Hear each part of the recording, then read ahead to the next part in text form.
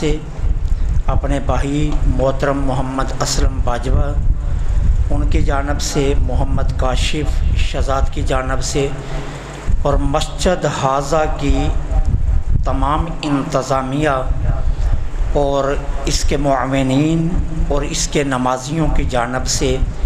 حضرت قبلہ میاں صاحب کا مشکور ہوں، ممنون احسان ہوں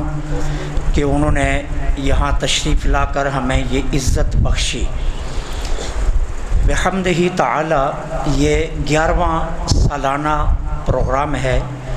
یوم مجدد اعظم، اور جو شہزادہ آج ہمارے درمیان تشریف فرما ہے یہ انہی کے خاندان کو شرف حاصل ہے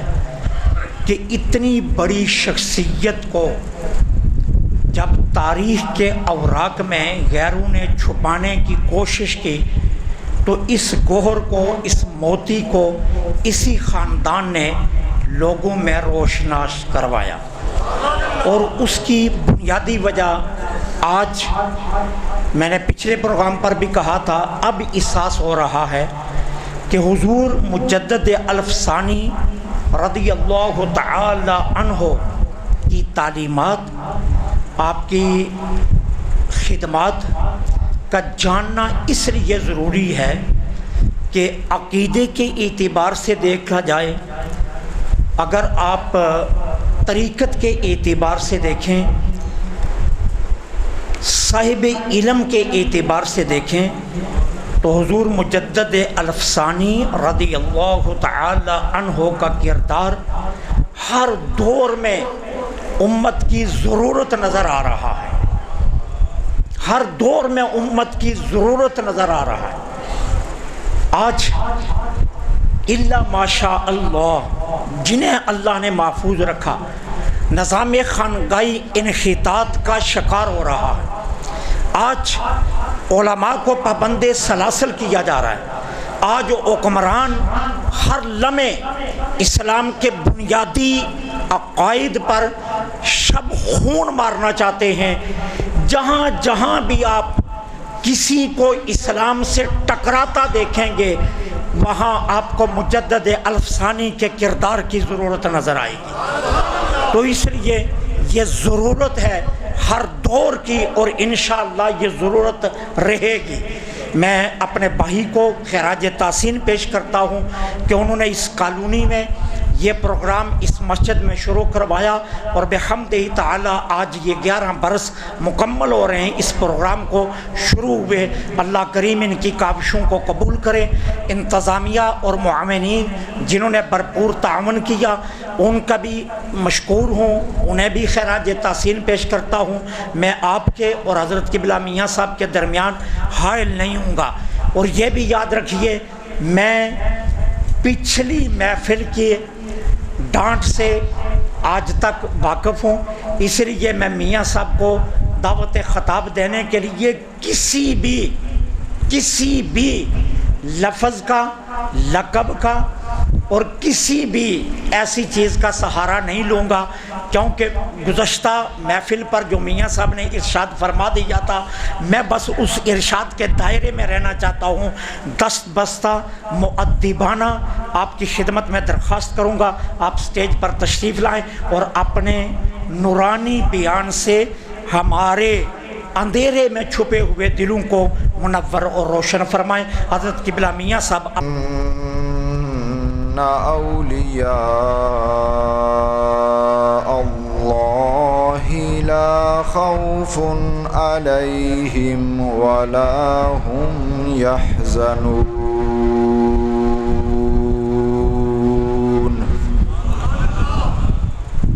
صدق اللہ العظیم وصدق رسولہ النبی الکریم۔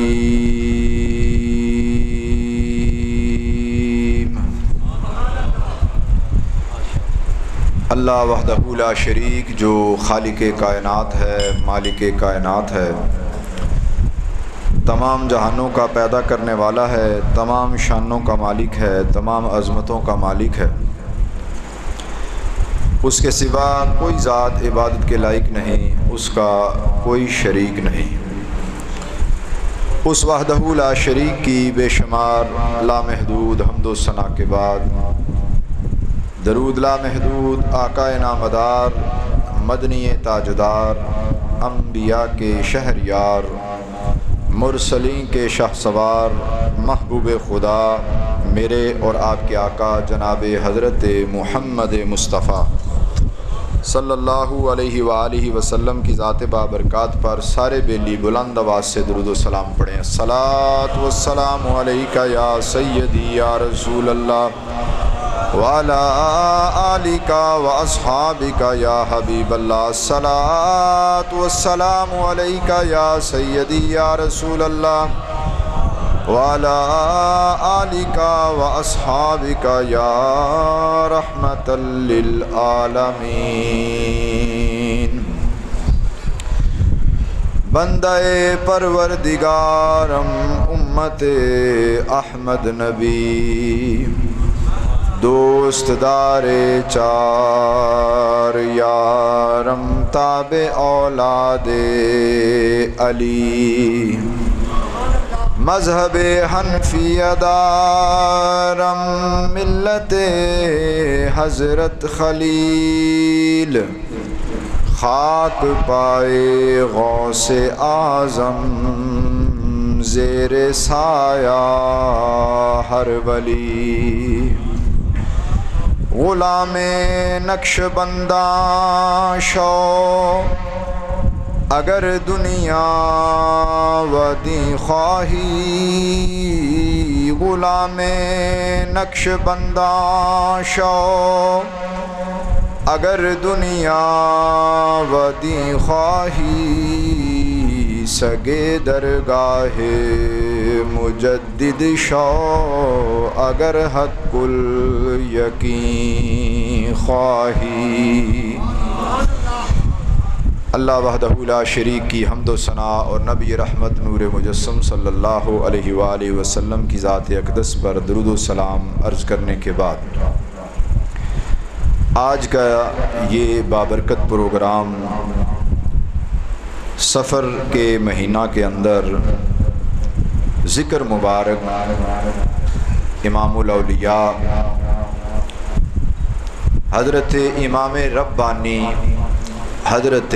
مجدد الافسانی شیخ احمد فاروقی سرہندی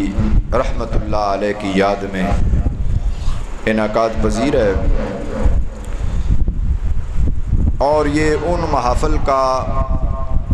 تسلسل ہے کہ جن کا آغاز ہمارے پیر و مرشد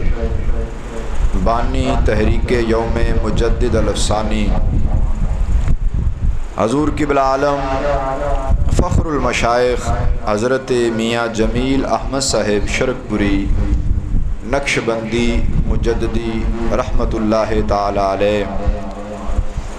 اور فخر شیر ربانی ولی کامل درویش کامل پیر طریقت رہبر شریعت حضرت میاں خلیل احمد صاحب شرک پوری نقش بندی مجددی رحمۃ اللہ تعالی علیہ، ان ہستیوں نے ان محافل کا آغاز کیا اور ان محافل نے ایک تحریک کی صورت اختیار کی اور حضرت مجدد پاک کا پیغام نہ صرف ملک خداداد پاکستان بلکہ دنیا کے کونے کونے میں پہنچا۔ مجھ سے قبل علماء کرام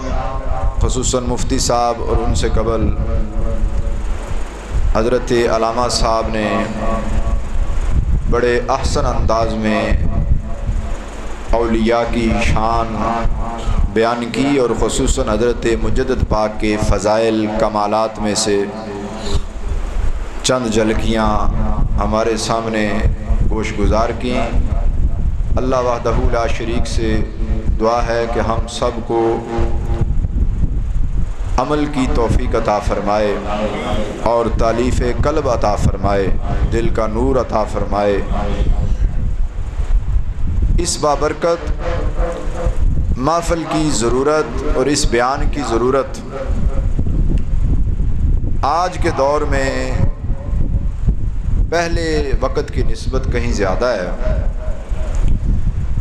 حضرت امام ربانی مجدد الافسانی رحمۃ اللہ علیہ کی شخصیت اپنے اندر بہت سارے کمالات سمیٹے ہوئے ہے، اور اس دور کے اندر جس دور میں آپ کا ظہور ہوا، ایک طرف تو دو بادشاہوں کا آپ نے مقابلہ کیا، ایک جو ہے وہ مردود ہو کر مر گیا اور دوسرے کی آپ کی نظر فیض کی بدولت اصلاح ہو گئی۔ ایک تو آپ کا یہ معرکہ ہے کہ آپ نے وقت کے حکمرانوں کے سامنے کلمہ حق بلند فرمایا اور اس خطہ ارضی میں دین اسلام کو بچایا، اور بیک وقت دین اسلام پر جو مختلف طریقوں سے حملے ہو رہے تھے، ایک طرف علماء سو تھے اور دوسری طرف صوفیاء خام تھے، اور بادشاہ وقت بھی دین اسلام کے خلاف تھا۔ بے شمار محاذوں پر حضرت مجدد پاک رحمۃ اللہ علیہ نے اپنی نظر فیض سے اور اللہ کی عطا کردہ طاقت سے کام کیا۔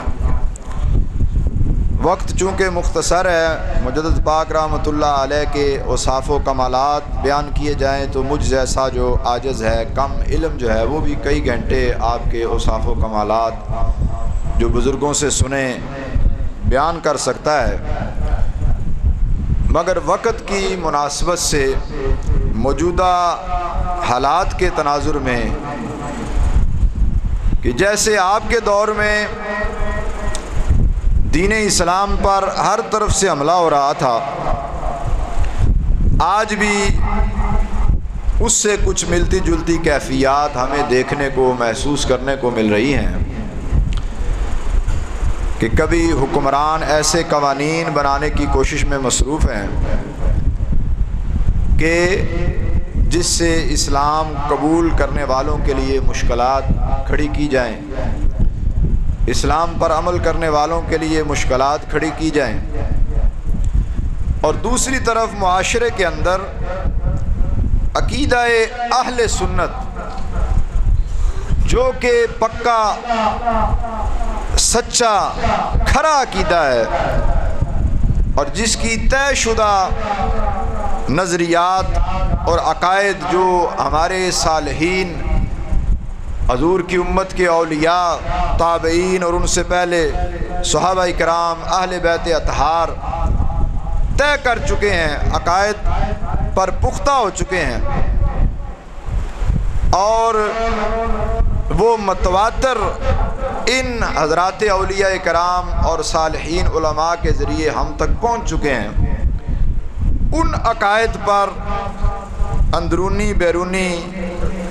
فتنے پیدا کر کے اہل سنت کے عامت الناس کو اور خواص کو خاص طور پر متزلزل کرنے کی کوشش کی جا رہی ہے۔ تو اب اس پرفتن دور کے اندر جتنی زیادہ آج ضرورت ہے مجدد پاک کی فکر کو عام کرنے کی، شاید وہ پہلے نہیں تھی۔ اس سلسلہ میں ہمارے پیر و مرشد فخر المشائخ رحمۃ اللہ علیہ نے 1974 میں جب بد عقیدہ لوگوں کی طرف سے یہ دعویٰ کیا گیا کہ مجدد پاک ہمارے ہیں یا ان کے عقائد ہم جیسے ہیں، تو ہمارے پیر و مرشد فخر المشائخ رحمۃ اللہ علیہ نے مسلک مجدد کے نام سے یہ رسالہ شائع فرمایا، جس کے اندر آپ نے مجدد پاک کے جو مکتوبات ہیں، جو ارشادات عالیہ ہیں، خصوصاً عقیدہ اہل سنت کے حوالہ سے انہیں اکٹھا کیا، اور آج کے اس فتنے والے ماحول کے لیے شاید آپ نے اس کام کا آغاز اپنی نگاہ ولایت سے، جیسا کہ بیان کیا گیا حدیث مبارکہ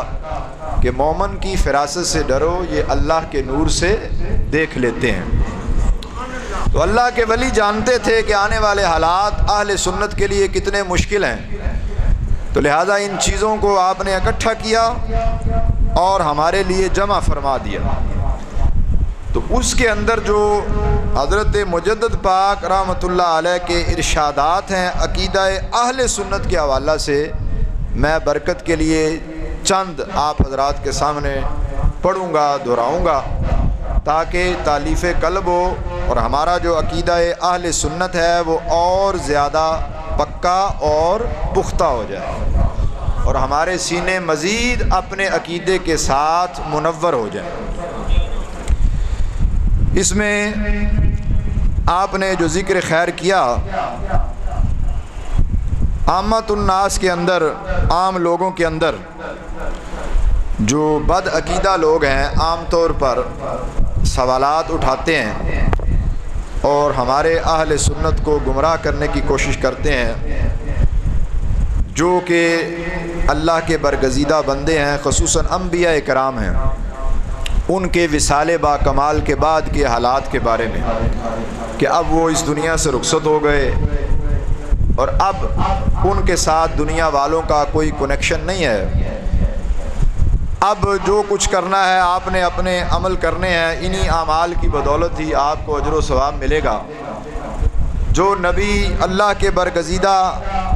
اس دنیا میں تشریف لائے تھے وہ اپنا پیغام دے کر چلے گئے، اس قسم کی باتیں کر کے جو عقیدت ہے،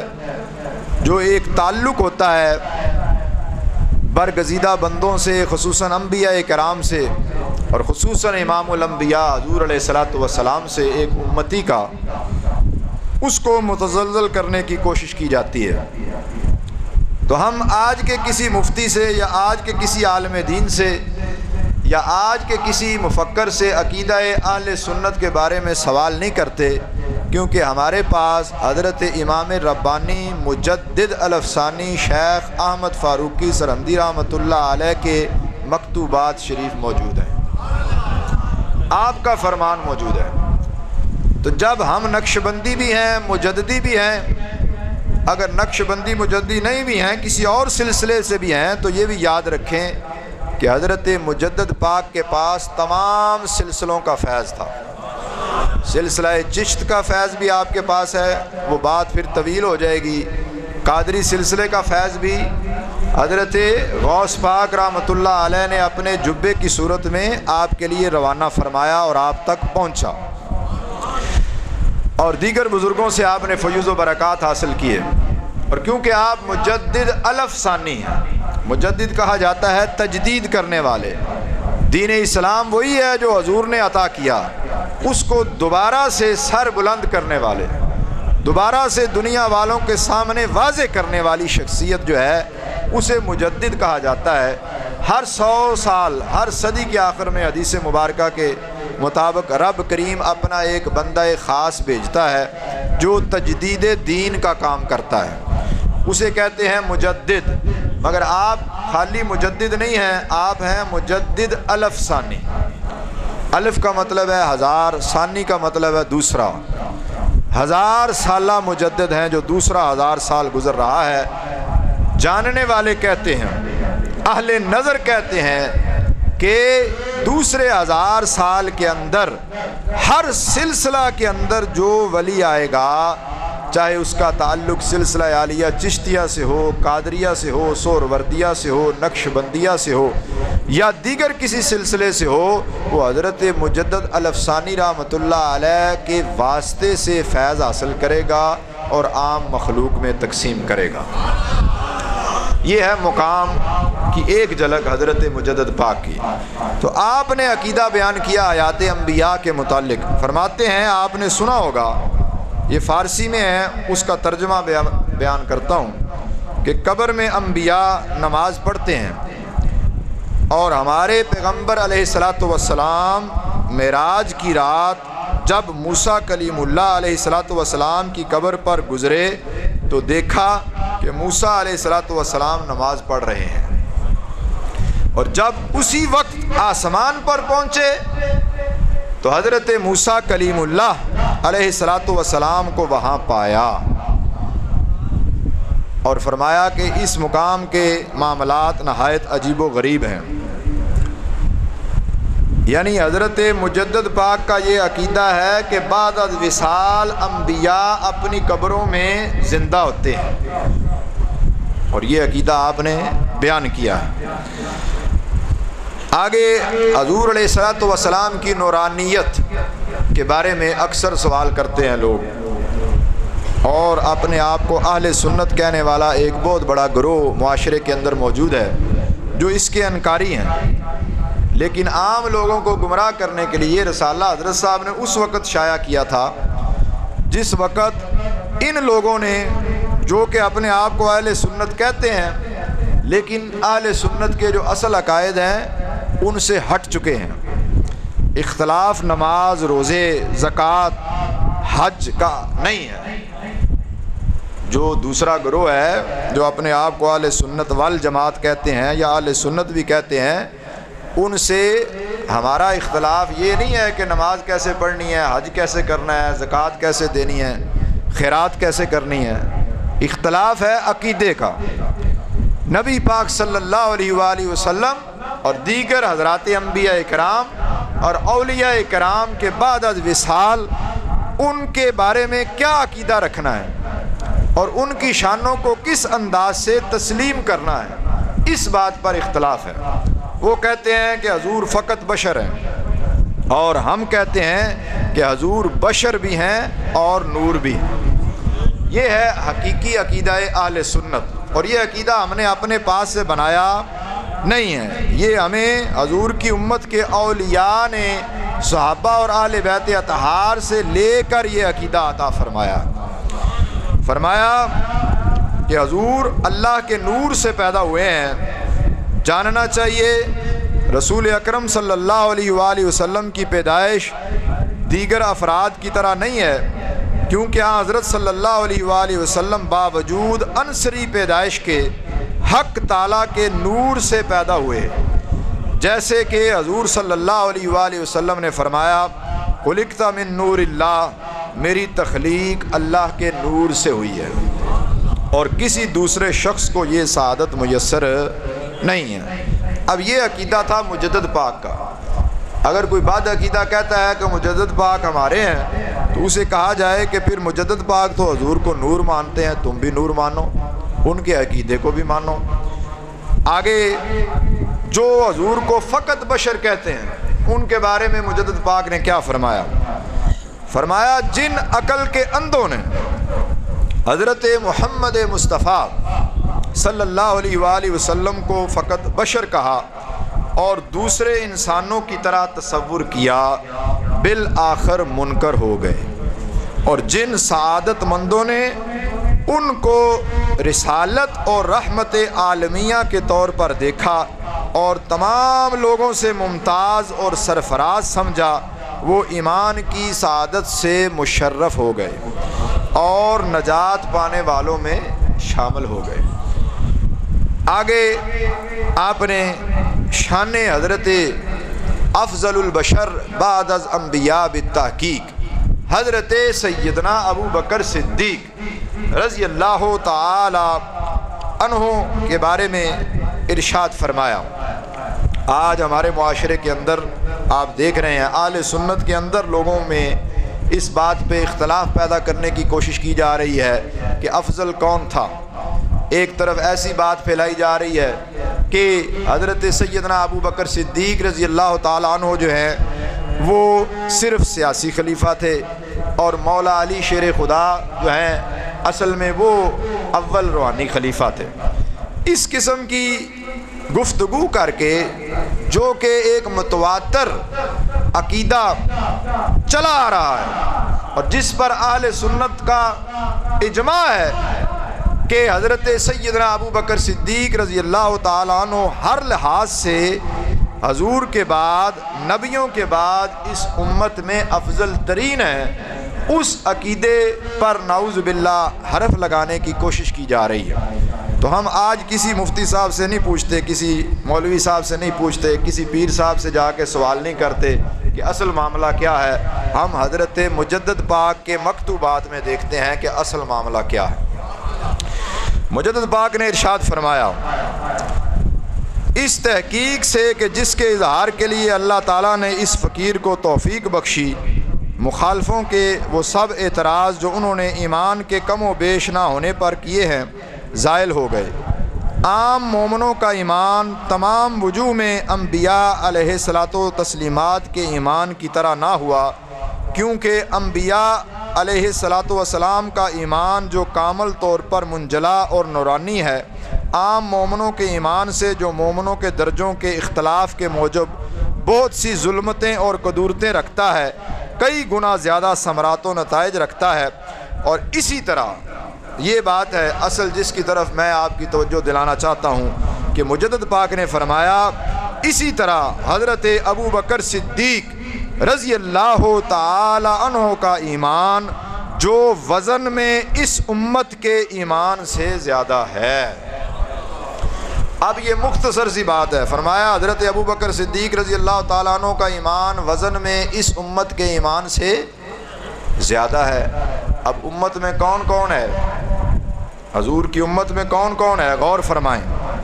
حضرت سیدنا ابو بکر صدیق رضی اللہ تعالی عنہ کے علاوہ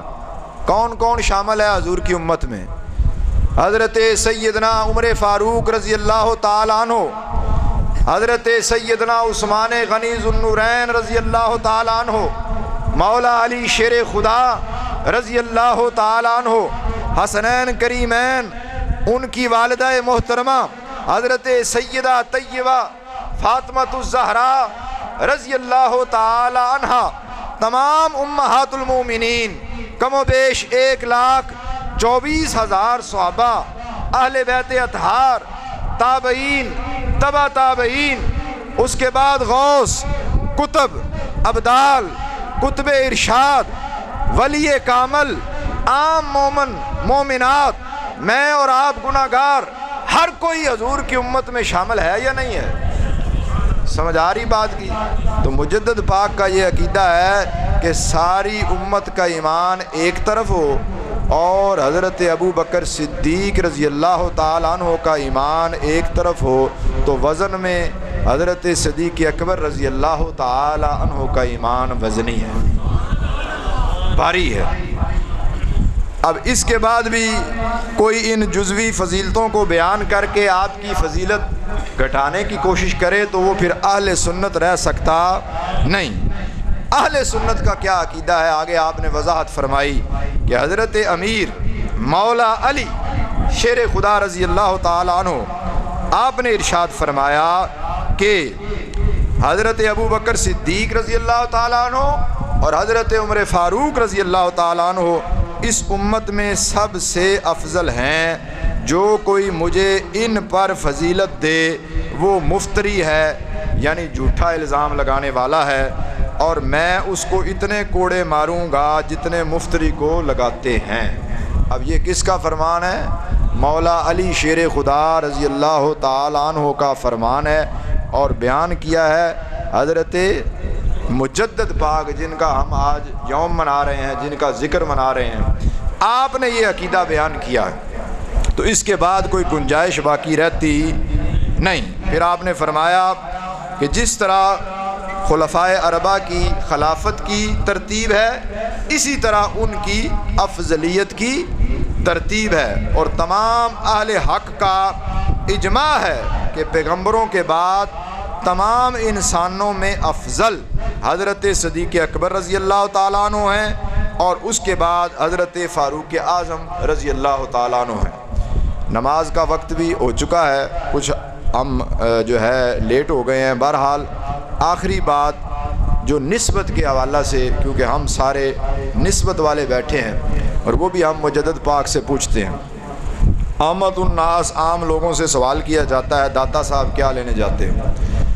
تم شرک پور شریف کیا لینے جاتے ہو؟ تم بابا فرید کے مزار پہ کیا لینے جاتے ہو؟ اللہ تو ہر جگہ ہے، یہیں بیٹھو اور مانگ لو۔ اور جس طرح علامہ صاحب بیان کر رہے تھے، اللہ تعالیٰ تو منکروں کو بھی عطا کرتا ہے، دیتا ہے، ان کے پاس بھی وسائل ہیں، ان کے پاس بھی رزق ہے۔ ہم کوئی وسائل یا رزق لینے اللہ والوں کے پاس نہیں جاتے، رزق جو ہے وہ تو اللہ تعالیٰ منکروں کو بھی دے رہا ہے، اور جو نہیں مانتے ان کو بھی بڑی اعلیٰ ترین زمینیں، جائیدادیں، دنیا کا مال، سونا چاندی، ملک، پتہ نہیں کیا کیا کچھ اللہ نے عطا کر رکھا ہے۔ در حقیقت ہم اللہ والوں کے پاس کیا لینے جاتے ہیں اور کیا لینے جانا چاہیے، یا جانے کا فائدہ کیا ہوتا ہے؟ حضرت امام ربانی مجدد الافسانی رحمۃ اللہ علیہ نے ارشاد فرمایا، بزرگوں کی دعا سے قضا بدل جاتی ہے۔ فرمایا حضرت قبلہ گاہی قدس سرہ فرمایا کرتے تھے کہ حضرت سید محی الدین جیلانی یعنی حضرت غوث پاک رحمۃ اللہ علیہ نے اپنے بعض رسالوں میں یہ لکھا کہ قضائے مبرم میں کسی کو تبدیلی کی مجال نہیں ہے۔ غوث پاک نے لکھا، اور یہ بیان کون کر رہا ہے؟ یہ تحریر کس کی ہے؟ حضرت مجدد پاک۔ یہ جو لکھا ہوا ہے مجدد پاک کے ہاتھ کی لکھی ہوئی تحریر کا ترجمہ ہے، مکتوبات شریف، خطوط جو آپ نے مختلف اپنے بیلیوں کو لکھے۔ فرمایا کہ غوث پاک کے بعض رسالوں میں نے پڑھا، کیا پڑھا؟ کہ قضائے مبرم میں کسی کو تبدیلی کی مجال نہیں ہے۔ بڑے غور سے آپ نے یہ 2-3 جملے ہیں سننے ہیں، اور لطف آئے گا اور کرم ہوگا، اللہ کی رحمت شامل حال ہوگا۔ فرمایا قضائے مبرم میں کسی کو تبدیلی کی مجال نہیں ہے مگر مجھے، اگر میں چاہوں تو اس میں تصرف کروں۔ سمجھے ہیں بات کہ نہیں سمجھے؟ غوث پاک نے لکھا کہ قضائے مبرم میں کسی کو تبدیلی کی مجال نہیں مگر مجھے، اگر میں چاہوں تو تصرف کروں۔ اس کا مفہوم یہ ہے کہ غوث پاک کہہ رہے ہیں کہ قضائے مبرم جو ہے اس میں تبدیلی کی مجال نہیں ہے، مگر اللہ نے مجھے یہ شان عطا کی ہے اپنے فضل و کرم سے کہ اگر میں رب کریم کی بارگاہ میں عرض کروں تو اللہ کریم قضائے مبرم بھی تبدیل فرما دیتا ہے۔ اب یہ غوث پاک کا فرمان پڑھا حضرت مجدد پاک نے، تو آگے آپ فرماتے ہیں کہ میں اس بات پر بہت تعجب کیا کرتا تھا۔ ہو سکتا ہے آپ میں سے بھی کسی کو تعجب آیا ہو۔ فرماتے ہیں کہ میں اس بات پر بہت تعجب کیا کرتا تھا، آپ کا فرمان بعید از فہم تھا، یعنی سمجھ سے بالا تھا، اور بہت مدت تک یہ خیال فقیر کے ذہن میں رہا، یہاں تک کہ حضرت حق تعالی نے اس دولت سے مشرف فرمایا اور حقیقت حال منکشف ہوئی۔ فرمایا کہ جو دولت اللہ کریم نے غوث الاعظم رحمت اللہ علیہ کو عطا فرما رکھی تھی، یعنی قضائے مبرم میں تبدیلی کا اختیار، اور میں تعجب کیا کرتا تھا، وقت گزرتا گیا، میں تعجب میں رہتا تھا، وقت گزرتا گیا، رب کریم نے ایک وقت آیا، مجدد پاک فرماتے ہیں کہ مجھ پر فضل کیا، اور جو شان غوث پاک کو عطا فرما رکھی تھی اس جیسی شان مجھے بھی عطا فرما دی، اور قضائے مبرم میں تبدیلی کا اختیار مجھے بھی عطا فرما دیا۔ اب جو کویسچن کرتے ہیں نا کیا لینے جاتے ہو، اس کو یہ جواب دینا ہے کہ ہم اپنی تقدیر بدلوانے جاتے ہیں۔ ہمارا عقیدہ یہ ہے کہ ہم گناہ گار ہیں، سیاہ کار ہیں، حتیٰ کہ ہماری تقدیر میں بھی اگی گناہ گار ہونا اگر لکھ دیا گیا ہے، تو اگر ہم اعلیٰ حضرت شیر ربانی رحمۃ اللہ علیہ کے دروازے پہ چوکھٹ پہ جاتے ہیں، داتا صاحب کے آستانے پہ جاتے ہیں، بابا فرید الدین گنج شکر رحمۃ اللہ علیہ کی چوکھٹ پہ جاتے ہیں، ہم خواجہ معین الدین چشتی اجمیری رحمۃ اللہ علیہ کی چوکھٹ پہ جاتے ہیں، ہم پیر میر علی شاہ صاحب رحمۃ اللہ علیہ کے مزار اقدس پر حاضر ہوتے ہیں، ہمارا عقیدہ یہ ہے کہ اگر ان کی نظر کرم ہو گئی انہوں نے دعا فرما دی، رب کریم کی بارگاہ میں سفارش فرما دی، تو اللہ کریم ہماری تقدیروں کو تبدیل فرما دیتا ہے۔ خالق کائنات، مالک کائنات، عقیدہ حق اہل سنت و جماعت جو حضرت امام ربانی مجدد الافسانی رحمۃ اللہ علیہ کے مکتوبات شریف کی صورت میں ہم میں موجود ہے، ہم سب کو اس پر جو ہے عمل پیرا ہونے کی توفیق عطا فرمائے اور قائم رہنے کی توفیق عطا فرمائے، اور اسی نیک سچے سچے عقیدے پر اس دنیا سے رخصت ہونے کی توفیق عطا فرمائے۔ بیلیوں نے خصوصاً باجوہ صاحب اور دیگر بیلیوں نے مل کر اس محفل کو سجایا، میں مبارکباد پیش کرتا ہوں۔ اللہ کریم آپ سب کو جزائے خیر